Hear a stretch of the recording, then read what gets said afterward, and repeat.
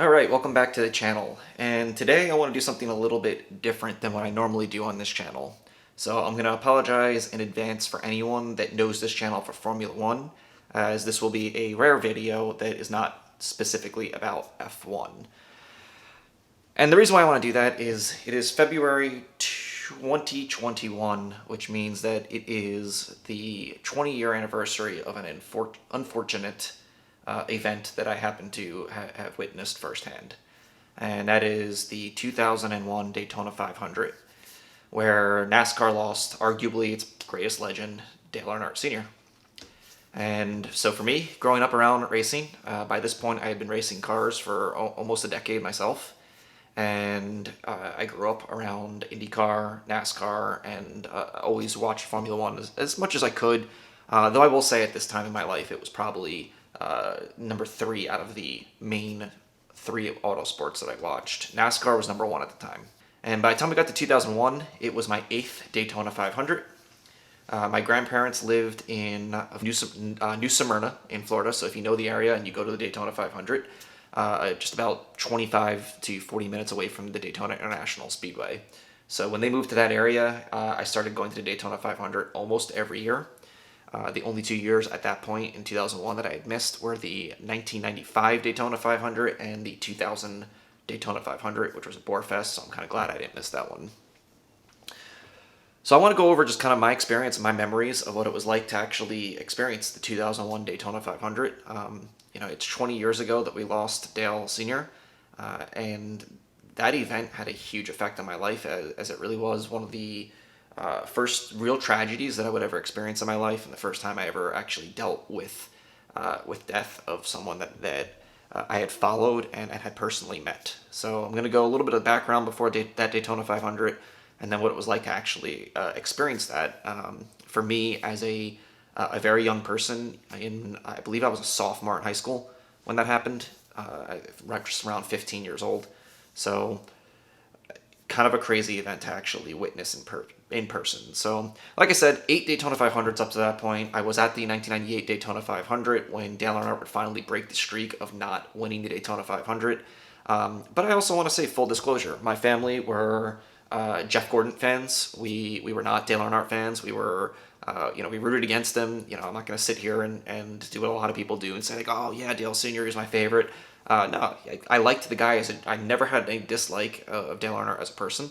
I loved his personality, and that's what made it so fun. In a rivalry, you totally can't have a fun rivalry without respecting the other side of it. I personally grew up a Kyle Petty fan, and then in 1999 switched over to Tony Stewart. He was my driver. I loved the talent that he brought to NASCAR and the attitude that he brought to NASCAR. Definitely one of those drivers you either love or hate, but my whole family in general were Jeff Gordon fans, so we rooted for him. And, the 1997 Daytona 500, Gordon and Earnhardt got together, Earnhardt flipped, and all the Earnhart fans were really angry about it. And then he comes back a year later and gets it done in his 20th attempt at the Daytona 500. I was there. We had fantastic seats just past the start-finish line to see him do it. We have photos in my family album of him coming down that line with everybody coming out to shake his hand. An amazing moment to be at. In 1999 and 2000, being from the New York area, we used to go to the Waldorf Astoria Hotel in New York City and meet all the NASCAR drivers. We would actually book a room like a year or two in advance to be members of the hotel so that we were not blocked away from security. And we had full access and had many great conversations. I sat on a couch and talked to Kyle Petty for a long time, talked to Richard Petty for a long time. I've met Jeff Gordon many, many times. Ironically, I never actually met Tony Stewart. He was the one guy I never got a chance to actually meet. But Rusty Wallace I met, Ricky Rudd, all the big NASCAR drivers of the time, Terry Labonte, Bobby Labonte, his brother, the late John Andretti. I had a great conversation with him there. Darrell Waltrip for sure. And yes, I met Dale Earnhardt Sr. in 1999. Met him and had a great small little interaction with him. He signed my die-cast car. He's a super nice guy, is my point. In the 2001 Daytona 500, like I said, I was in high school, so I remember sneaking away in the middle of the day, because back then the Gatorade dual qualifying races happened during the day on Thursday, so you couldn't actually just go home and watch them at night like you can now. So I remember sneaking away and turning on TVs in rooms in high school so I could watch the dual races. And I was getting on a plane that night, that Thursday night, to fly down to Daytona Beach and get myself down there for the races. And Dale Earnhardt had this amazing record where he won like his Gatorade dual qualifying race for like 10 straight years or something absurd. But the next day we went to the truck race, of course. The IROC race really stood out for me. There was a really great moment in 2001 where Dale Earnhardt Sr., and I believe it was maybe Tony Kanaan, or I don't remember who the IndyCar driver was, but they had an incident. Maybe Eddie Cheever, maybe? Someone will have to comment if they see this video. But they had this great moment where they made a really dangerous move, and Earnhardt made this amazing save in the IROC series to not crash, but it cost him the race. And in classic Dale Earnhardt fashion, he took him out in the backstretch after the race was over. This is what this guy did. He was absolutely an amazing, entertaining guy to watch race, and that was, unfortunately the last full race I got to see him run in, and it was a really great memory from that. I remember this Saturday, we used to go to the Daytona flea market, which, if you're not familiar with the area, the Daytona Beach flea market is massive. It is absolutely huge, and it's basically right off the backstretch of Daytona National Speedway. And as a kid, we would go there on Saturday. We would take a break from going to the races on Friday, and we'd go to the 500 on Sunday. And every single time I would start hearing the Busch Series, as it was back then, roar up, I'd always be tugging on my dad's shirt, like, come on, let's go get a ticket, let's go get a ticket. We didn't do that in 2001, and I remember we came across this one area that had all of, like, wrecked parts from cars from over the last 2 or 3 years, and they were selling them. The drivers had autographed them and things like that. The flea market. And I just got this really weird feeling, and I remember I went to bed on Saturday night for the Daytona 500, and we'd wake up around 6 o'clock, and we would always go and drive and park at the Volusia County Mall, right across the street from the Daytona National Speedway.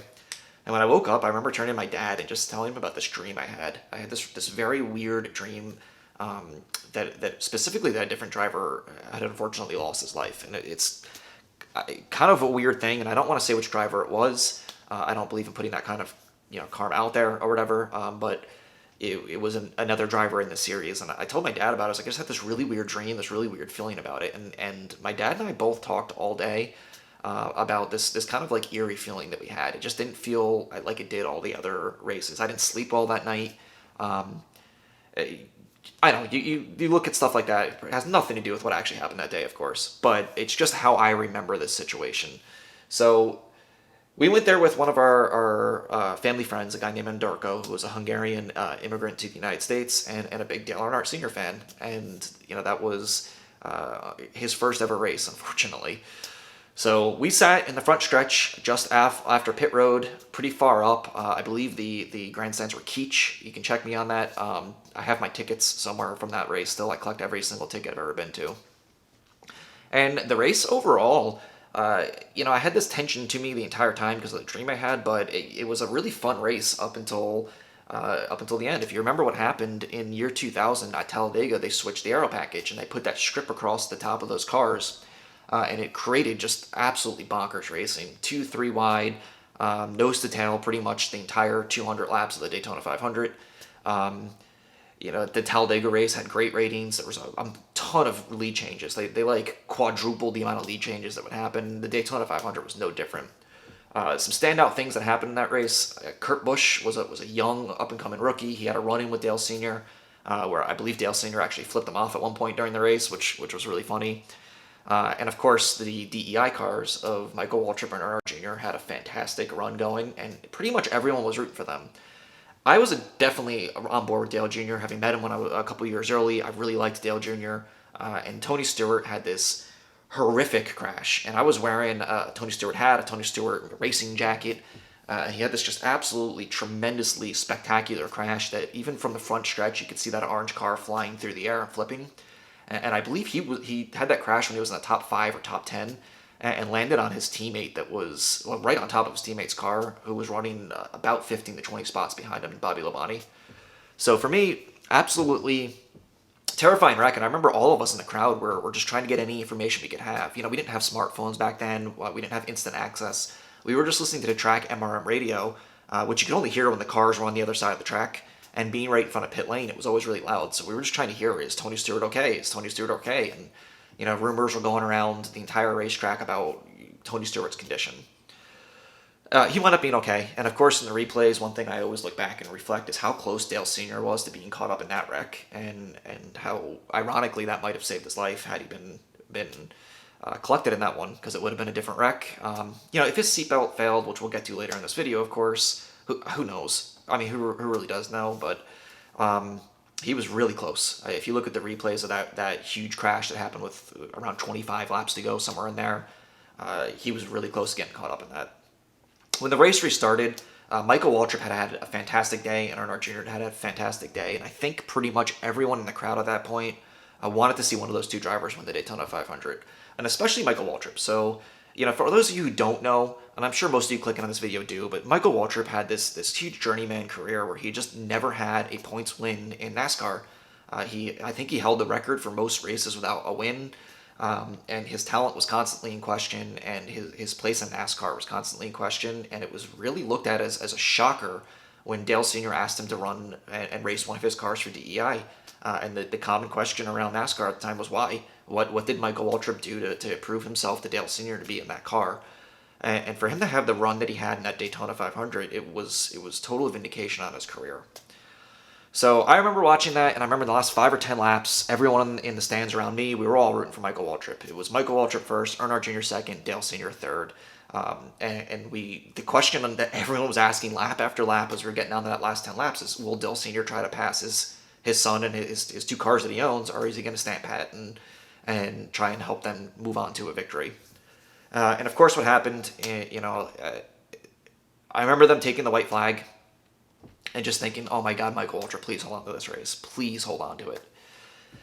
And the guy we were with, Andorco, was just rooting for Dale Sr. to make a move. He wanted to see his favorite driver win a race, which you can certainly understand. And they went in the backstretch, and there was this blank blind spot for me. The end of the super stretch headed into turn 3, where there was a building that was in the middle of the track, and there's flags and stuff you just couldn't see. And then once they entered that 32-degree banking in turn 3 and come up through turn 4, you suddenly get, not being able to see the cars, just seeing them perfectly. And all I remember seeing is that coming down the backstretch, getting 3 wide, and all of a sudden visually perfectly a straight line shot of Dale Earnhardt Sr. Crashing right up the track with Sterling Merlin and collecting Ken Schrader at the time, the M&M's car. It's an image that is seared into my memory. And I thought nothing of it. Like everyone else in that entire stadium, that track, in that entire track, I should say, that looked like nothing. From me across, I was probably about a mile away, sitting just off of pit road, heading to turn 1. That looked like a nothing crash, and all I kept thinking was like, oh, what's happening? And when they came out of turn 4 down that little short stretch towards the tri-oval, and I saw Michael Waltrip and Earnhardt Jr. 1-2 to the flag, I was giddy with joy. I could not be happier. Everyone in the stand couldn't believe Michael Waltrip was not only going to win his first race with DEI, win his first race period, but win the Daytona 500. And what an amazing moment it was. And we were hugging. There were literally people crying in the stands because of how happy they were for Michael. My dad and I were like, oh, that is such a great story. Even Andorco, who's an Earnhardt Sr. fan, was like, oh, I hate to see him crash, but, what a great story it is that Michael Waltrip won. Coming down there, you see like everyone celebrating like crazy, and then they go by the wreck, and Michael Waltrip comes down and does his celebrations right in front of us, and it was just fantastic. It really was a great moment. Probably my second favorite win that I had witnessed in person at this point. That was pretty much it, and I will say, when we were walking out of the track, NASCAR fans are,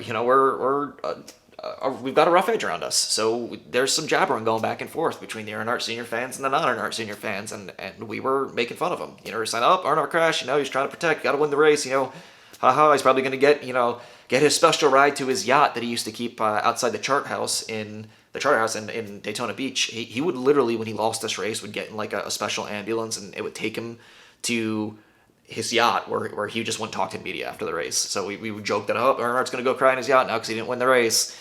And we were kind of, jabbering with the Earnhardt fans about that, but realistically, we knew he was going to be super happy for Michael Waltrip. And we stayed long enough to see Michael get out of his car, and the whole crowd went crazy because everyone was so happy for him. And then I really remember where we parked.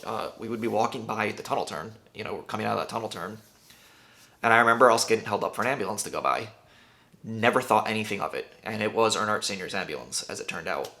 Didn't think of it. And we got back to the car, and I remember us in traffic. You're in Daytona International Speedway does a great job of this. Every road into the speedway before the race is going into the speedway, like whether it's all one way traffic, and then after the race it's all one way out. So they do a great job of getting people in and out of that speedway. They've always done a great job there. If you've been to other tracks like Dover and Delaware, you know how bad traffic can actually be. Daytona's not like that. You're in traffic for maybe a half hour, and then you're good. You're clear. While we were in that traffic, though, I remember hearing someone, say, blah, blah, blah, oh, he's dead. And I was like, what? I just remember hearing that. I heard, in the back of my mind, it kind of registered, but it didn't really register with me. And some fans can be real assholes, especially when they drink, and you hear, people saying horrible things at every race. I mean, I can't tell you how many times I've heard many times Earnhardt Senior fans say things about Jeff Gordon that were, less than savory, that you wouldn't really put on the air. So anyway, we had a nice time. We stopped for dinner on the way home, and everything was fantastic. It was about a 40-minute ride without traffic. So with traffic, probably took us about an hour and a half to get back to my grandmother's house in New Smyrna Beach. And I'll never forget, we made the turn to go down parallel to the beach, and we 22nd Ave is where she was in New Smyrna, and we were going to make our turn onto her street, and we get a phone call. And I hear my dad answer the phone for my mother, and he's goes, oh my God, oh, you're kidding me, oh my God, you're kidding, no, oh my God, oh my God, you're kidding me. And all I kept thinking is like, oh my God, what happened? Like, what is he talking about? And then a moment that I'll never forget as long as I live happened, and he hangs up and he just turned to me and he said, Greg, Dale Earnhardt just died. And I froze, and I'm getting chills just saying it right now. I was white, pale as a face, and I'll never forget the question I asked him as long as I live. Because for me, having been a fan of NASCAR since about 1991, 92, the first thing that hit my mind is I know what a lot of these drivers do right after the race, and I'll never forget this question. I turned to him and said, oh my God, his plane crashed? Yeah. It never occurred to me that Dale Earnhardt could have lost his life in that crash at the end of the Daytona 500. To me, I logically jumped to a leap of he must have gotten in his private plane and his plane must have gone down. I witnessed it with Alan Kwiecki and multiple other drivers, or celebrities for that matter, have died in private crashes. We lost Davey Allison in a helicopter crash. So for me, it wasn't even in question that he could have died in that crash. And my father turned to me and said, no, he died in that crash at the end of the race. And I just remember by the time this had registered, he was finishing telling me about this and answering my question. We were pulling into the driveway, and I remember I just unbuckled my seatbelt, got out, and I walked into the bathroom, and I just literally broke down and cried. I could not understand it. I just didn't. And then when I was done crying, it took, I cried for like a few minutes. I got up and I walked into the living room and I turned on the television because I didn't believe it. I still didn't believe it. And I was on there. As soon as I turned it on, I was watching the replay of Mike Helton saying, the hardest thing I've ever had to say is we've just lost Dale Earnhardt after that crash in turn 4. And I just remember sitting back and saying, how did he die in that crash? How does Tony Stewart fly through the air, barrel roll, land on his teammate, and have this horrific crash, and is on MRM radio 20 minutes later talking about what a wild ride it was, and Dale Earnhardt has what looked like a benign crash, and we lost him. And, obviously later on we'd find out about the tearing and the loading and the tearing in the seatbelt and the open-faced helmet, the lack of a Hans device that didn't, back then. I've gone back and watched the interviews. I honestly have not watched the wreck. The next day in Daytona Beach, the newspaper said Black Sunday, and there was a picture of the crash. And I just remember thinking like how that was seared in my memory already from witnessing it in person, that I didn't need to see that anymore. And there's YouTube videos out there we can watch the crash. And I know that it's important to understand what happened in that crash, to have learned from it, which NASCAR did a great job of doing. This sport is so much safer than it was back then. In a 2-year period, we lost Kenny Irwin Jr., Adam Petty, and Dale Earnhardt Sr., all in the Cup Series and Busch Series with Adam. And, I remember each one of those deaths very vividly. It's just, I was at this one with Earnhardt, and The next couple days were really surreal in that area, in all of Daytona Beach area. We kind of just went down there to the track because we didn't know what else to do. So we went there, and there was just thousands of fans outside the Daytona National Speedway on Monday and Tuesday, just gathering to be around each other and putting flowers down at the track. And we went and bought a card, some flowers, and some fishing lures. You don't know how to react. You just don't know what to do. So we just wanted to be around other people. That's what we did. Typically when we went down to the 500, we would spend a day or two at Universal or Disney the day after, and no, we didn't want to do that. I can't explain what it's like to be at a sporting event where the biggest star of the entire sport, dies in front of you. It sticks with you.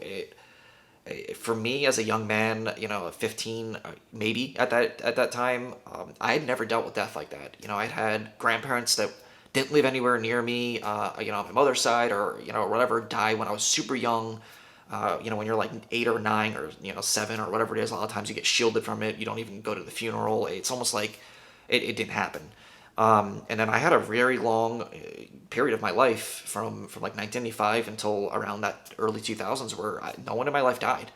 And I wasn't, and if they did, which I don't believe they did, I wasn't old enough to process it. But at 15 I was, and that hurt. It hurt a lot, and it really forced me to understand that life is fragile, and it can be over at any time. And literally, I just watched one of the biggest legends in a sport that I love watch his life end right in front of me.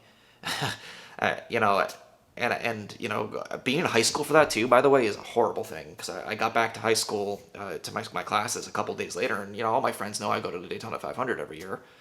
And I went in there, and I remember I made a little, rest in peace flag that I put on my number 3 flag that I put on my backpack. And I mean, God, I walked in there and just the guys in my high school were just relentless, being jerks, making fun of it, like, oh, Dale Earnhardt died, oh, stuff. I will never understand the mentality of high school kids, and all I could say is thinking about their reaction to it to try and be like, oh, I'm going to make fun of Greg because he was there for that and had to witness that, is that they haven't experienced it yet. They haven't had to process death yet. And, for me, we lost, about 2 weeks later, we lost our dog to cancer. And then a couple months after that, we would lose my grandfather who was down there, he had Alzheimer's, and eventually he passed away. And then, of course, living in New York City, 9/11 would happen in September. And I personally knew 4 people who died in that. So it spiraled off a really horrible year in 2001. But Dale Earnhardt's passing in that race and having witnessed that by far is one of the most profound experiences in my life, because it was the first of those series of events. And I had met the man. I had watched the man my entire time. Growing up racing, you were either a Gordon fan or an Earnhardt fan at the racetrack every Sunday. And, I missed a lot of NASCAR races on Sundays because I was racing myself. And we would have it on the radio and we'd be listening to it at the racetrack. And countless arguments between the Gordon fans and the Earnhardt fans at my own racetrack, Wall Township Speedway in New Jersey, if you're, familiar. But I will forever remember that moment, unfortunately. When I reflect on it 20 years later, I look at it and say, I'm just grateful that I grew up in the time I did, that I had almost a decade of being able to watch Dale Sr. race. I still to this day miss the smile that he brought to that racetrack, the antics and the relationship he had with other drivers. They were rivals on the track, and no one wanted to win more than Dale Sr. And man, he would put the bumper to you if he could to win. But away from the actual on-track racing, what a great personality he was. And him and Gordon messing around with each other, him and Rusty Walls, his great rivalry in the early 90s. I grew up around that. I got to watch that. And I got to watch Earnhardt win a lot of races at Daytona. I watched him in the 500, but I also watched him win a lot of other races there too, and a lot of other series. I watched him win at other racetracks. And I had this great memories of being able to watch him race in his prime when he was winning championships, and not everyone has that, and I'm really grateful for it. And unfortunately, I was at the 2001 Daytona 500, and it was a very difficult event to be at, and one that totally changed my life and my perspective on life. To this day, it's probably had one of the biggest impacts on me is having to witness that and be there for that. but I was also there for other great moments. I was there for the 1998 Daytona 500, and at the time I was upset because I wasn't an Earnhardt fan, but I even understood back then what a big deal that was for the sport. And if you remember, that was the 50th anniversary of NASCAR too, so it was like a really amazing 1998 Daytona 500. But I just wanted to share this video with you. It's been 20 years, and I know there's other videos out there talking about the 20-year anniversary, but I haven't really seen any other videos out there about someone who was actually there and witnessed this happen, and what it was like. And so, if you're still watching this video, I appreciate it. Thank you so much. And if you also grew up in that era, I should say, and have some memories of Dale Sr., or maybe you met him, or have a fun memory, I'd love for you to share that with me in the comments. And of course, if you like the content that I put out, a like and subscribe, but that seems weird to put at the end of this video, so, I just want to share these feelings with you. So I'll talk to you in the next video, back to normal Formula 1 content on this channel after this video. I appreciate it, and I'll talk to you in the next one.